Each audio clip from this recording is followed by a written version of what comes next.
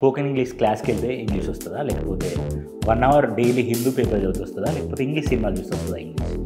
మీరు ఈత కొట్టడం ఎలా అని ఒక పేపర్లో చదివి ఈత కొడతారా? కొట్టచ్చు కదా. ఇంగ్లీష్ సబ్జెక్ట్ లాంగ్వేజ్ మనమే నేర్చుకుంటాం. సబ్జెక్ట్ రివర్స్లో పోతున్నాం.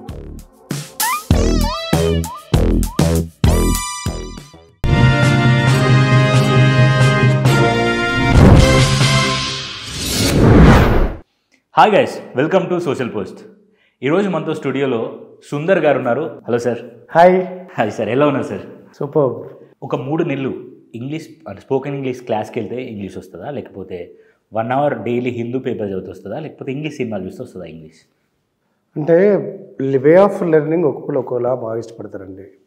కానీ బేసిక్గా మనకి ఇప్పుడు ఆంధ్రప్రదేశ్ రాష్ట్రం, తెలంగాణ రాష్ట్రం, 2 రాష్ట్రాలు, తెలుగు రాష్ట్రాల్లో చూస్తే మేజర్ సిటీస్ అన్నిటిలో కూడా గల్లీకి ఒక ఇన్స్టిట్యూట్ ఉంది. ఇన్స్టిట్యూట్స్కి వెళ్తే ఇంగ్లీష్ వస్తుందంటే ఈ పాటికి నాకు తెలిసి ప్రతి 10 మందిలో ఒక 4 ఇన్స్టిట్యూట్ టచ్ చేసి ఉంటారు ఏదో ఒక స్థాయిలో, ఇంటర్లో కానీ డిగ్రీలో కానీ. అంటే ప్రతి 10 మందిలో 4 ఇంగ్లీష్లో మాట్లాడట్లా. నాకు కూడా ఇన్స్టిట్యూట్ ఉంది, అయినా చెప్తున్నాను నేను. ఇన్స్టిట్యూట్కి వెళ్తేనే వస్తుంది అనేది అది అవునా కదా? అంటే ఆ లెక్కను చూస్తే ఈ పాటికి 40% ఇంగ్లీష్లో మాట్లాడాలి.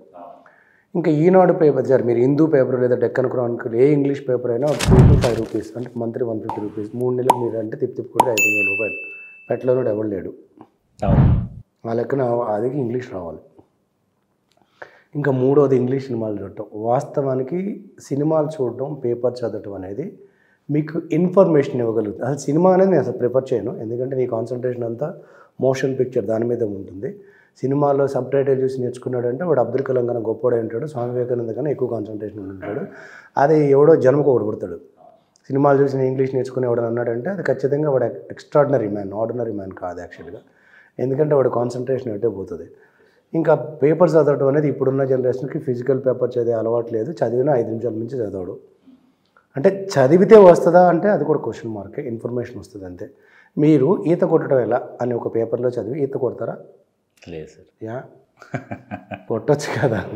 బుక్లో చదివి ఈత కొట్టడం ఎలా? ముందు మీరు దిగవలేను, తర్వాత చేతులు ఆడించవలేను, తర్వాత కాళ్ళు ఆడించవలేను. ఇది చదివే చెరువులో దూకేస్తారా? లేదు. ఎందుకని? పేపర్ కూడా అంతే సార్.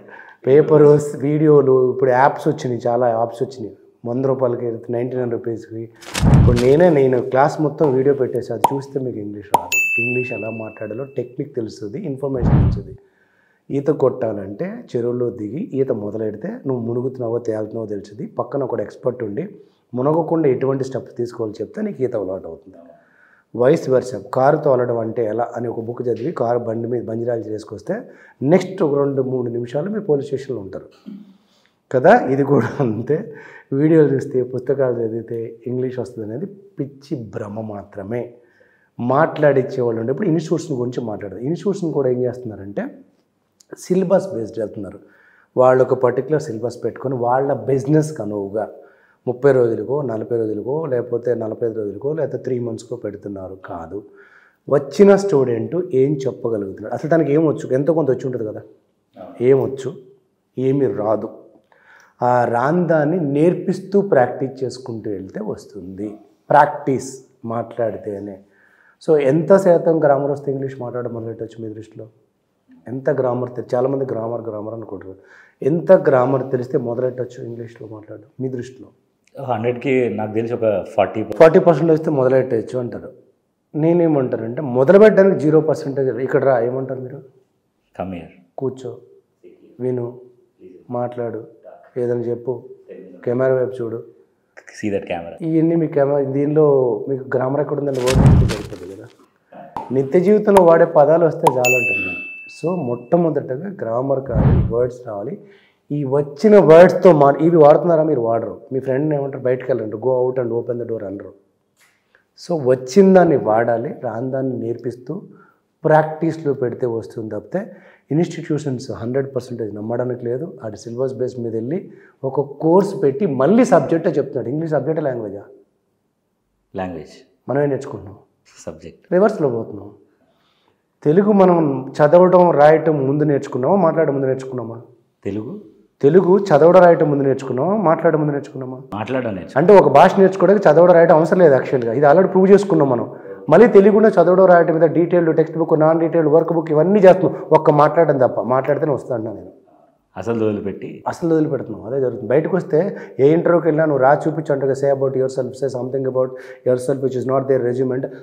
అన్నయ్య నేను ఎవరినన్న పరిస్థితి ఇక్కడ అదే కదా నడుస్తుంది సార్. సో ఇంగ్లీష్ మీరు అన్నట్టు మూవీ చూడడం కొంతవరకు ఎంటర్టైన్మెంట్కి ఉపయోగపడుతుంది, ఎన్లైట్మెంట్ నేర్చుకోవడానికి రాదు. పేపర్ చదువుతూ వెకాబులరీ పెంచుద్ది, నీకు కొంత సబ్జెక్ట్ నాలెడ్జ్ ఇస్తుంది. మాట్లాడించడం కవరు ఇన్స్టిట్యూషన్స్ అక్కడ కూడా సిలబస్ చెప్పడం కాదు, నీతో మాట్లాడిపిస్తూ ఎవరైతే జాయిన్ అయ్యారో వాళ్ళతో మాట్లాడిపిస్తూ వాళ్ళకి ఏమొచ్చు అది ఉపయోగంలో తీసుకొచ్చి రాని దాన్ని నేర్పిస్తూ ప్రాక్టీస్ చేస్తే అలా వస్తుంది. అలా చేసాం కాబట్టి ఇప్పటివరకు మేము 1,00,000 మందికి పైన నేర్పించాను నేను. సో నేను ఒక తెలుగు మీడియం బ్యాక్గ్రౌండ్ నుంచి వచ్చి ఏమి రాకుండా వచ్చిన I understood the difficulty to learn what are the basic things we're missing. ఆ బేసిక్స్ మీద వర్కౌట్ చేస్తే సరిపోతుంది. సో మీరు అన్నట్టు ఇవన్నీ ఉపయోగపడవని చెప్పట్లేదు, బట్ స్కిల్ ఆఫ్ స్పీకింగ్ ఇవ్వలేవు. మాట్లాడే స్కిల్ మాట్లాడితేనే వస్తుంది. Yes sir. మిగతా ఎన్ని పనులు చేస్తే దాని సపోర్ట్ మాత్రం, కానీ ఈ బేసిక్ స్కిల్ అయితే రాదు. Okay sir. ఇప్పుడు ఉస్మానియా యూనివర్సిటీ లాంటి పెద్ద యూనివర్సిటీలో చాలామంది ప్రిపేర్ అవుతూ ఉంటారు. They use to right in exams in Telugu language only. కానీ వాళ్ళు ఇంటర్వ్యూ బేస్కి వెళ్ళేసరికి వాళ్ళకి ఇంగ్లీష్ అనేది అవసరం ఉంటుంది సార్. అవును. సో అలాంటి వాళ్ళకి త్వరగా నేర్చుకోవాలంటే, త్వరగా ఇంగ్లీష్ అనేది పట్టు సాధించాలంటే మీరు ఏం టిప్స్ ఇస్తారు? కాంపిటేటివ్ ఎగ్జామ్స్ ప్రిపేర్ అయ్యే వాళ్ళు వాళ్ళ ఓన్ లాంగ్వేజ్లో ప్రిపేర్ అవ్వటం వల్ల ఏంటంటే ఎక్కువ సబ్జెక్ట్ని త్వరగా నేర్చుకోగలుగుతారు. ఇప్పుడు సివిల్ సర్వీసెస్ కానీ వీటికి ఏంటంటే వాస్ట్ సిలబస్, లిమిటెడ్ లేదు అక్కడ. జనరల్ నాలెడ్జ్ కానీ మిగతా సబ్జెక్ట్స్ కానీ దానికోసం వాళ్ళ మదర్ టంగ్ సబ్జెక్ట్ తీసుకుంటే త్వరగా రీచ్ అవుతారు. No doubt. Written test qualifier interview ఇంగ్లీష్లో ఉంది. అక్కడ ఎటువంటి పరిస్థితులు మీరు అన్నట్టు సార్ నేను తెలుగు నుంచి వచ్చాను సార్, నేను ఊరు నుంచి వచ్చాను సార్, అందుకే నేను మాట్లాడలేకపోయాను సార్, ఈ అందుకే 10 కారణాలు చెప్తారు. సో నేను కూడా ఒకప్పుడు అలా చెప్పి దాన్ని ఒక ఏం చెప్పాలంటే ఒక సమర్థనవాదాన్ని పెట్టుకొని, సమర్థనవాదం అంటే నాకు చేతగానితనాన్ని సమర్థించుకోవడం ఒక వాదన మొదలెట్టాను. ఇక్కడ లాజిక్ ఏంటి అంటే ఈ రోజుల్లో ఎవరైనా ఫేస్బుక్ ఎలా వాడాలి అని ట్యూషన్కి వెళ్తున్నారా? మరి ఎక్కడొచ్చింది వాళ్ళకి? దే ట్రై ఇంట్రెస్ట్ మీద అన్ని ఆప్షన్స్ ట్రై చేస్తున్నారు. ఇన్స్టాగ్రాము లేదా సోషల్ మీడియాలో ఉన్న ఏ యాప్ వాడడానికైనా వాళ్ళు ఎవరి దగ్గరికి డబ్బులు ఇచ్చి ట్యూషన్కి, డబ్బులు ఇవ్వకుండా కూడా ట్యూషన్కి వెళ్ళడం లేదు, సొంతగా ప్రయత్నిస్తున్నారు. ఆ ప్రయత్నం చేస్తే అంత పెద్ద సివిల్ సర్వీసెస్ సిలబస్ చదివినడికి ఇంత చిన్న ఇంగ్లీష్ కష్టం అండి. సమర్థనవాదం కాకపోతే నీకు రోజు వచ్చే పదాలు మాట్లాడు, లేదంటే నీకు యాప్స్ ఉన్నాయి, ఇందాక చెప్పాను నేను, ఇన్స్టిట్యూషన్స్ ఉన్నాయి. ఒక్క నెల రోజులు రోజుకు ఒక 3 గంటలు పెడితే మీరు అనుకుంటారు ఇంగ్లీష్ నేర్చుకోవడానికి ఎంత టైం పడుతుందని. 3 నెలలు 6 నెలలు ఎన్ని కాదు, 90 గంటలు. ఎంతసేపు? 90 hours. 90 గంటల్లో ఇంగ్లీష్ నేర్చుకోవచ్చు. నేను నేర్చుకున్న కొన్ని 100 మందికి 1000 మందికి నేర్పించు. 90 hours సరిపోతుంది ఇంగ్లీష్. అంటే రోజుకు 3 గంటలు పెడితే 30 రోజులు, రోజుకు గంట పెడితే 90 రోజులు, రోజుకి 9 గంటలు ప్రాక్టీస్ చేస్తే 10 రోజుల్లో నేర్చుకోవచ్చు. నేను 10 రోజులు నేర్పించాను. యూఎస్ నుంచి వస్తారు కొంతమంది. ఎలా అంటే వాళ్ళకి వీసా గ్రాంట్ అయిన తర్వాత హస్బెండ్ అక్కడ సెటిల్ అయి ఉంటారు, వీళ్ళు డిపెండ్ వీసా మీద వెళ్తారు, ఎక్స్పెక్ట్ చేయరు అప్పటి వరకు వస్తుందని. వీసా అయిపోయిన తర్వాత చాలా తక్కువ టైం ఉంటుంది, 10 రోజులు. 10 రోజులు మన దగ్గర కూర్చోబెట్టి అద్భుతంగా, ఇక్కడ కాదు అమెరికాలో ఆపకుండా అక్కడ లోకల్తో మాట్లాడే విధంగా ప్రిపేర్ చేసి పంపించిన నేను. ఇప్పుడు ఎవరైనా నాకు ఇంగ్లీష్ కష్టం అంటే నాకు ఇరిటేషన్ అనిపిస్తుంది. కష్టం కాదు, వచ్చేందుకు నువ్వు ప్రయత్నించరా. ఇంగ్లీష్ రాలేదా, వచ్చేందుకు నువ్వు ప్రయత్నించలేదా? క్వశ్చన్ చేసుకో. రాలేదనే మాట బాగుంది, వచ్చేంత వరకు నువ్వు ప్రయత్నించావా? చేయలేదు. వర్డ్స్ నేర్చుకున్నావా? లేదు. ప్రాక్టీస్ చేసావా? లేదు. కనీసం నీకు అవకాశం ఉన్న చోట ఇంగ్లీష్ మాట్లాడావా? లేదు. ఇవన్నీ చేయకుండా నీకు ఇంగ్లీష్ అని చూస్తుంది. జరగని విషయం కదా. ఇవన్నీ చెప్పాక సమర్థనవాదం. నాకు రాదు అనడానికి ఒక 4 కారణాలు పెట్టుకొని ఇది నా అసమర్థత కాదు, ఈ కారణంలో నేను మాట్లాడలేకపోతున్నా, అది కరెక్ట్ కాదు. Okay sir. So great sir. మీరు చెప్తుంటే 90 డేస్లో వచ్చింది ఈజీగానే. 10 డేస్లో కూడా నేర్పిస్తానంటున్నా. రోజుకో 9 గంటల పని పక్కన పెట్టి కూర్చొని నాతో రండి, ఏం వస్తుంది నాతో మాట్లాడండి, పొద్దున్న లేచుకొని సాయంత్రం ఏం చేస్తున్నారు అదే మాట్లాడండి. Okay sir. అదే ఇంగ్లీష్ అండి. ఇప్పుడు వాడుక భాష వస్తే అన్నీ వచ్చేసినట్లే కదా.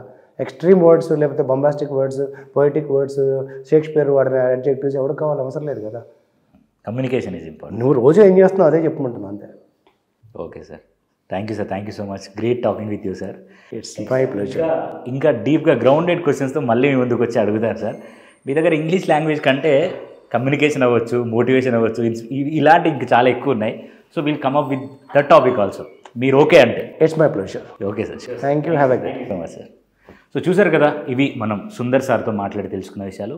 మీకు ఏమైనా డౌట్స్ ఉంటే అది ఇంగ్లీష్ అవ్వచ్చు, కమ్యూనికేషన్ అవ్వచ్చు, మీరు కింద కామెంట్ చేయండి. అండ్ సార్కి సంబంధించిన డీటెయిల్స్ కూడా నేను స్క్రోల్ చేస్తున్నా. యూ కెన్ కాల్ అండ్ మీరు వెళ్ళి సార్ ఇన్స్టిట్యూట్ దగ్గరికి వెళ్ళి కలవచ్చు. సో వీడియోని లైక్ చేయండి. అండ్ మీ గ్యాంగ్లో ఉన్న ఫ్రెండ్ ఇంగ్లీష్ నేర్చుకోవాలనుకుంటే ఈ వీడియోని ఆ ఫ్రెండ్కి షేర్ చేయండి. Thank you. మరొక వీడియోతో మళ్ళీ ముందుకు వస్తాం. అంతవరకు సైనింగ్ ఆఫ్. Bye bye.